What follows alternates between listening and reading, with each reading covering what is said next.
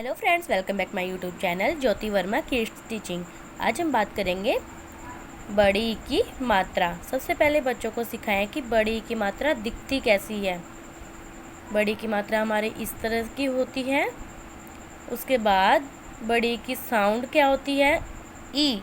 छोटी ई की साउंड होती है ई, और बड़ी ई की यानी कि जब बड़ा लग गया साथ में तो उसकी साउंड तो बड़ी ही होगी, ई। बड़ी ई की साउंड क्या होती है, ई। जब भी बड़ी की मात्रा किसी भी वर्ण के साथ मिलती है तो उसमें बड़ी की साउंड आती है। जैसे म, बड़ी ई, मी। हमने जब कोई भी मात्रा हम सिखा रहे हैं बच्चों को, तो उसका मात्रा का नाम हमें बच्चों को बार बार बोलना है, ताकि बच्चा ना भूले और उसको हमेशा याद रहे। जब भी हम बच्चों को कोई कॉन्सेप्ट सिखाते हैं किसी भी सब्जेक्ट से रिलेटेड, तो हम बच्चों को बहुत लाउडली बोल के सिखाते हैं। जब हम बच्चों को बार बार बोलते हैं, बार बार जब बच्चा सुनता है, बार बार बोलता है, तो वो चीज़ें बच्चा कभी नहीं भूलता। सो बच्चों को बार बार बोल के ओरल वे में ही ज़्यादा प्रैक्टिस कराएं। जैसे कि म ई, हमें म ई मी नहीं बोलना, हमें बोलना म बड़ी ई। हमें साथ में बड़ी ई, हम बड़ी की मात्रा सिखा रहे हैं तो हम यहाँ पे बोल रहे हैं बड़ी ई। अब कोई भी मात्रा सिखा रहे हैं, आप उस मात्रा को बार बार नाम से रिपीट करें। म बड़ी ई मी, र छोटी ई री। इससे पहले मैंने 2 मात्राओं की वीडियो बनाई है, अ की मात्रा और छोटी की मात्रा। अगर आपने मेरी वीडियो नहीं देखी है तो उसका लिंक मैं डिस्क्रिप्शन बॉक्स में डाल दूँगी। ट बड़ी की मात्रा टी। उसके बाद बच्चों को हर व्यंजन के साथ बड़ी की मात्रा लगा के दी जाती है, और हर व्यंजन के साथ जब बड़ी की मात्रा लगती है तो हर व्यंजन की साउंड चेंज हो जाती है।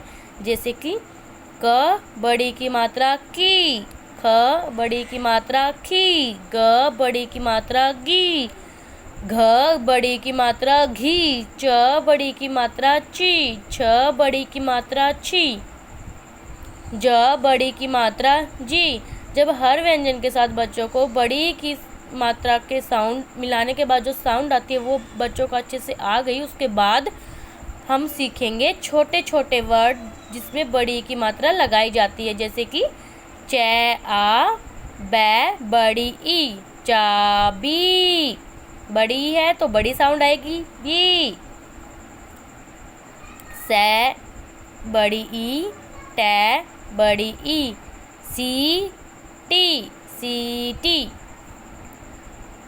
क बड़ी की मात्रा ल, कील।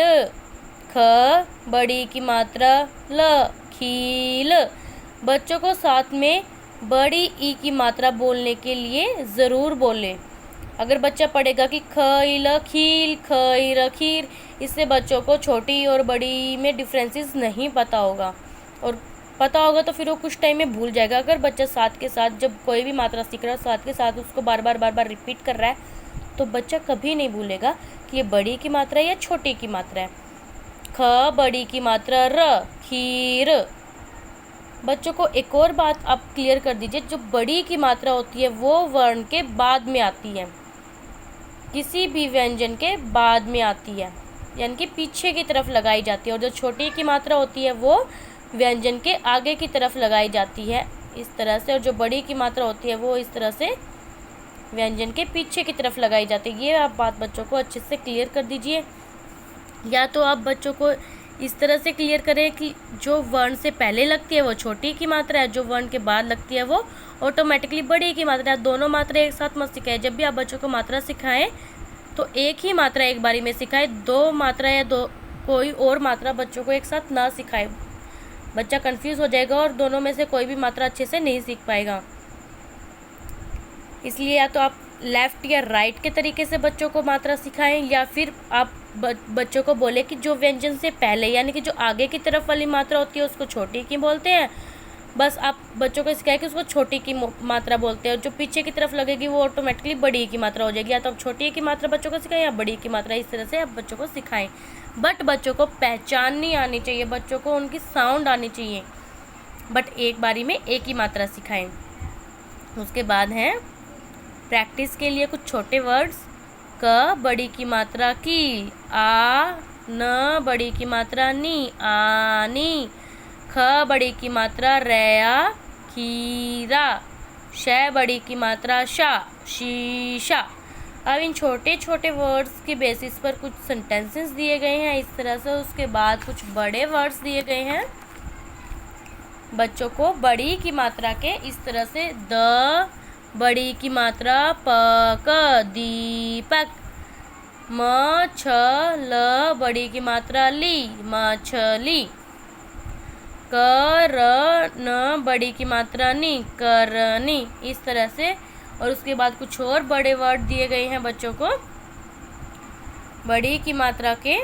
और बच्चों को ये जितने भी वर्ड्स दिए गए हैं हमें प्रैक्टिस के लिए बच्चों को इन्हें हम बार बार ओरल वे में लाउडली बोल के बच्चों को प्रैक्टिस कराएंगे जिससे बच्चों को अच्छे से आ जाए।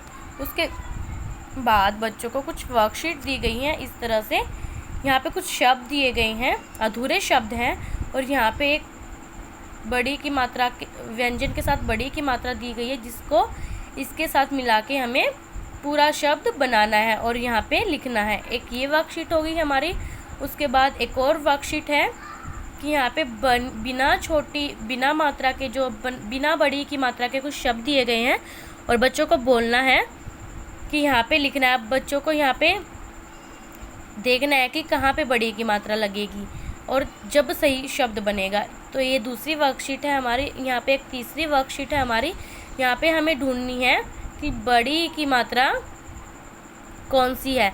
यहाँ पे हमें कुछ फिशेस दी गई हैं जिनमें छोटी की मात्रा प्लस बड़ी की मात्रा है और हमें उन फिशेस में कलर करने हैं। आप इस तरह की वर्कशीट दे सकते हैं या आप कोई और वर्कशीट दे सकते हैं बच्चों को प्रैक्टिस के लिए जिससे बच्चों को ये क्लियर हो जाए कि ये बड़ी की मात्रा है। अगर आपको मेरा वीडियो थोड़ा भी पसंद आया, थोड़ा भी हेल्पफुल रहा तो प्लीज़ लाइक एंड शेयर करें। चैनल पे नए हैं तो सब्सक्राइब करें। वीडियो से रिलेटेड अदर क्वेश्चन है तो मुझे कमेंट सेक्शन में पूछ सकते हैं। वीडियो से रिलेटेड क्वेश्चन है तो भी मुझे कमेंट सेक्शन में पूछ सकते हैं। Thanks for watching.